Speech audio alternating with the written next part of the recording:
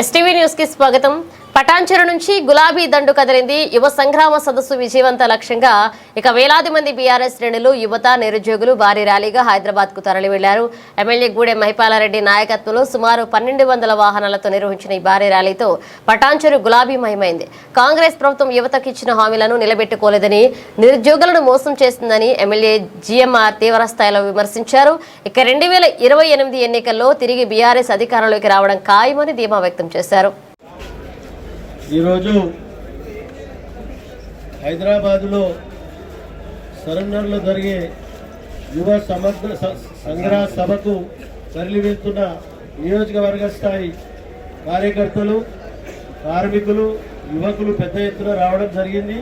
వారికి స్వాగతం, సుస్వాగతం తెలియజేస్తూ ఇది కేసీఆర్ గారి ఆధ్వర్యంలో మన కేటీఆర్ గారు, హరీష్ రావు గారి నాయకత్వంలో ఈ పూర్తి స్థాయిలో ఈ సభను విజయవంతం చేయడానికి యువకులు, కార్మికులు అందరూ ముందుకెళ్తా ఉన్నారు. కాబట్టి మన ప్రాంతంలో యువకులు కానీ, కార్మికులు కానీ పెద్ద ఎత్తున తరలి రావడం జరిగింది. ఇది పూర్తి స్థాయిలో ఈ సరుణాల సభను విజయవంతం చేయడానికి 1200 కార్లు ఇక్కడ నుంచి వెళ్తా ఉన్నాయి.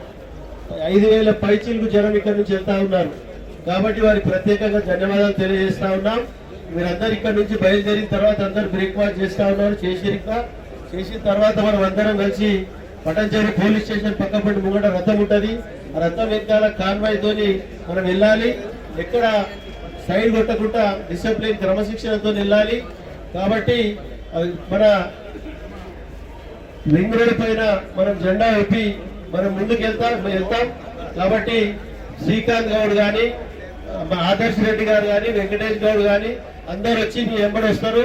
మీ వెంబడి వచ్చి సభను విజయవంతం చేయడానికి మీ వెంబడే ఉంటారు. కాబట్టి దయచేసి మీరందరూ క్రమశిక్షణతో సభా స్థలానికి వెళ్ళి సభను విజయవంతం చేయవలసిందిగా మనవి చేస్తా ఉన్నా. Thank you.